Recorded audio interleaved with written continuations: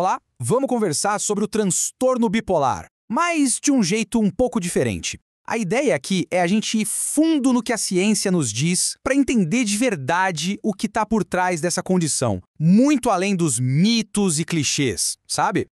Pensa só, todo mundo tem altos e baixos, né? Um dia a gente está super bem, no outro, nem tanto. E isso é normal. Faz parte do jogo da vida, uma reação natural ao que acontece com a gente.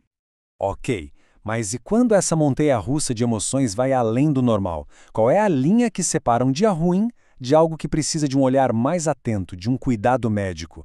É exatamente essa questão que a gente vai investigar agora. Então, vamos lá.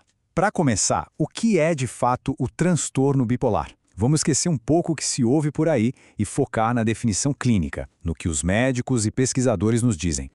E aqui está o ponto-chave. Não é só sobre estar feliz ou triste, é muito mais profundo. Pensa em mudanças drásticas de voltagem, sabe? Energia, atividade, o jeito de pensar, tudo isso muda radicalmente em episódios bem marcados.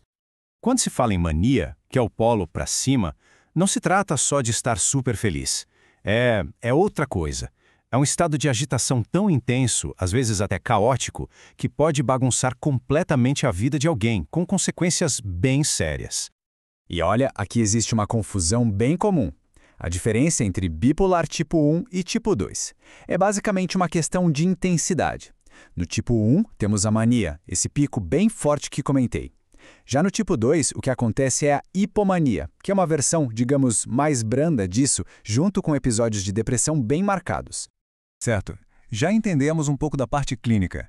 Mas e na prática? Qual é o impacto disso na vida das pessoas? Agora a gente vai ver o lado humano da coisa. E por que essa condição é um desafio de saúde tão grande no mundo todo? 10 anos. Imagina só, passar uma década inteira sentindo que tem algo muito errado, mas sem ter um nome para isso, sem entender o que está acontecendo. Pois é, para quase um terço das pessoas com o transtorno, esse é o tempo médio até chegar a um diagnóstico preciso. É muito tempo. E o impacto na vida é gigantesco. Estamos falando da 17ª maior causa de incapacidade no mundo. E o que é mais duro é que muitas vezes tudo isso começa a aparecer bem no começo da vida adulta, justo naquela fase de construir carreira, relacionamentos, uma fase crucial. Agora um dado que é pesado, mas precisa ser dito.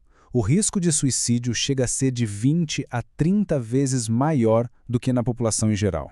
É um número que não dá para ignorar e que mostra o quanto um tratamento correto e uma rede de apoio são, literalmente, vitais. E para complicar um pouco mais, o transtorno bipolar dificilmente anda sozinho. É como se ele viesse acompanhado. Na maioria das vezes tem outras condições junto, como transtornos de ansiedade ou uso de substâncias. E essa combinação, claro, torna o tratamento um desafio ainda maior. Beleza, mas o que está acontecendo lá dentro, no cérebro? Por que isso acontece? Agora a gente vai dar uma olhada por baixo do capô, na parte biológica, para tentar entender as raízes do transtorno. E a primeira pista é genética.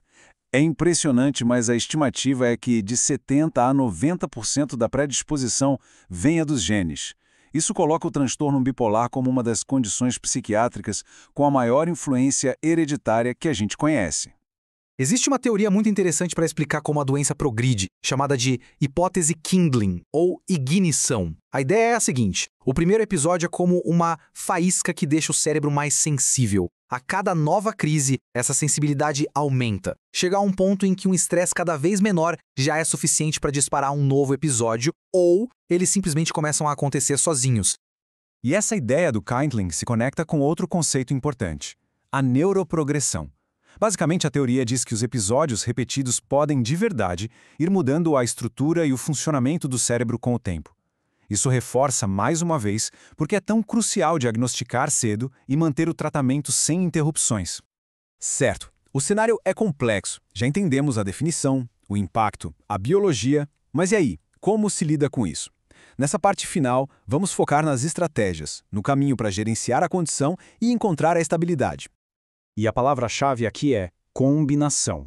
Não existe bala de prata. O tratamento eficaz se apoia em 3 pilares. Primeiro, a medicação, para estabilizar o humor. Segundo, a terapia, para aprender a lidar com os desafios.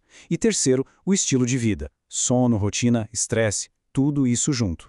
E é fundamental entender que o tratamento não é só para apagar o incêndio quando a crise aparece. É um trabalho de prevenção, de longo prazo. O objetivo principal é evitar que novas crises aconteçam. E para isso, é preciso um compromisso contínuo, uma parceria de verdade entre a pessoa e sua equipe de saúde. E para onde estamos indo? Bom, o futuro parece promissor. A grande aposta é na chamada psiquiatria de precisão. A ideia é que um dia tenhamos marcadores biológicos que ajudem a diagnosticar mais rápido e a escolher o tratamento exato para cada pessoa. Seria o fim da tentativa e erro. Estamos caminhando para um cuidado muito mais personalizado. E isso é, sem dúvida, uma grande esperança.